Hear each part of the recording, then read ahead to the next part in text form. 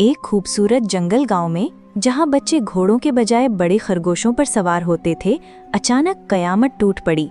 दरिया गायब हो गया, खेत सूख गए, कुएं खाली हो गए, उम्मीद बुझने लगी। लेकिन दो बहन भाई ज़हरा और सामी अपने देवाहिकल खरगोशों मून विस्कर और थम्पर डैश पे सवार होकर ललकारे, हम गांव को बचाएंगे।